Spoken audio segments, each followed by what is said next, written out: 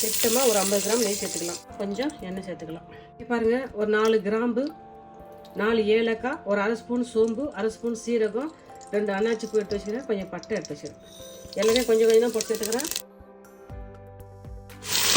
நறுக்கி வச்ச 2 பெரிய சேர்த்து வெங்காயம் நம்ம நல்லா வதக்கிக்கலாம். ஒரு சதவீதம் வதங்கிடுச்சு. ஒரு ஸ்பூன் இஞ்சி பூண்டு பேஸ்ட் சேர்த்துக்கலாம். இஞ்சி பூண்டு பேஸ்ட் வச்சு நம்ம அழகாக இதை வதக்கிக்கலாம். காரத்துக்கு அதுமே எல்லாம் பச்சை மிளகாய் சேர்த்துக்கிறோம். ஏன் புதினா சேர்த்துக்கிறோம், கொத்தமல்லி சேர்த்துக்கிறோம். பச்சை மிளகாய், புதினா, கொத்தமல்லி சேர்த்து நம்ம வதங்கிச்சு. இப்போ நம்ம இது கூட கொஞ்சம் தூள் சேர்த்துக்கலாம். ஒரு 1/4 ஸ்பூன் மஞ்சள் தூள் சேர்த்துக்க, அதுமே நம்ம 1 ஸ்பூன் மிளகாய் தூள் சேர்த்துக்கிறோம். மல்லித்தூள் 2 ஸ்பூன், மல்லித்தூள், கரம் மசாலா தூள் 1 முக்கால் தூள் எல்லாம் சேர்த்துட்டு நம்ம அழகாக இதை செஞ்சுக்கலாம். சும்மா ஒரு 50 கிராம் அளவுக்கு நம்ம தயிர் சேர்த்துக்கலாம். 50 கிராம் தயிர் சேர்த்துக்கலாம்.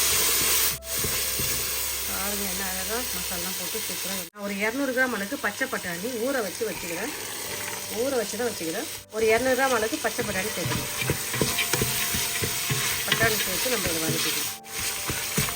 அழகாக நல்லா சூப்பராக அழகாக இதை வதக்கி வச்சுக்கலாம். பாருங்க, பட்டாணி நல்லா மசாலா போட்டு சூப்பராக இருக்குது. அப்படியே இது வேகட்டும்.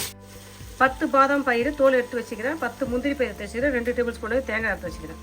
இதை நான் அரைச்சி கொண்டு வர போகிறேன். அரைச்சி கொண்டு வந்ததில்ல அந்த பாதாம், முந்திரி, தேங்காய் பேஸ்ட் 10 முந்திரி, 10 பாதாம், 2 டேபிள் ஸ்பூன் அளவுக்கு தேங்காய் அரைச்சி சேர்த்துக்கிறேன். அழகாக சேர்த்து ஏன் எனக்கு தான் ரொம்ப டேஸ்ட் நல்லாயிருக்கும். உங்களுக்கு இது வேணான்னா அந்த பேஸ்ட் வேணாலும் விட்டுடுங்க. கொஞ்சமாக உப்பு சேர்த்துக்கலாம். இல்லை இதுக்கு சேர்த்து நான் 2 ஸ்பூன் கிண்டிக்கலாம். 2 கப்பு அரிசி எடுத்து வச்சுக்கிறேன். 2 கப்பு அரிசி எடுத்து தண்ணி வடிகட்டி வச்சுக்கிறேன். 1 கப்பு இதில் பால் சேர்க்கிறேன். நான்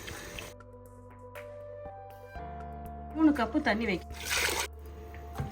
2 கப்பு அரிசிக்கு 4 கப்பு தண்ணி வைக்கணும். அதில் 1 கப்பு பால், 3 கப்பு தண்ணி வச்சுக்கிறேன். கொதி வந்த பிறகு நம்ம அரிசி போட்டுக்கலாம். ஏன் இது அப்படி கொதிக்கிட்டா உப்பு டேஸ்ட் பார்த்து தண்ணி கொதிக்க ஆரம்பிச்சிச்சு. இப்போ நம்ம கொஞ்சம் லெமன் வந்து புழிஞ்சு விட்டுக்கலாம். கொஞ்சம் அரிசி ஆட் பண்ணிக்கிறேன்.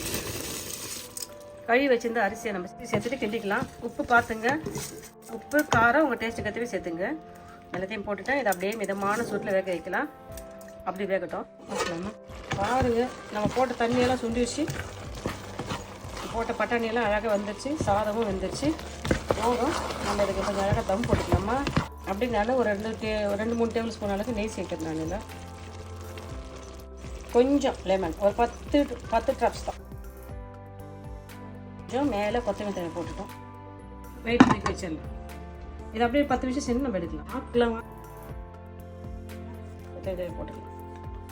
நாங்கள் சாப்பிட்டு பாருங்கள். நான் செஞ்ச பச்சை பட்டாணி புலாவ் எப்படின்னு சொல்லுங்கப்பா. இந்த வீடியோ உங்களுக்கு ரொம்ப யூஸ்ஃபுல்லாக இருக்காங்க. நீங்களும் இதே மெத்தட் செஞ்சு பார்த்துட்டு நான் செஞ்ச இந்த பச்சை பட்டாணி புலாவ் எப்படி சொல்லுங்கள். இந்த வீடியோ பிடிச்சா லைக் பண்ணுங்கள். உங்கள் ஃப்ரெண்ட்ஸுக்கும் ஃபேமிலிக்கும் தெரிஞ்சவங்க சொல்லி சப்ஸ்கிரைப் பண்ண சொல்லுங்கள். புலாவ் எப்படின்னு சொல்லுங்கப்பா. பாய். தேங்க்யூ.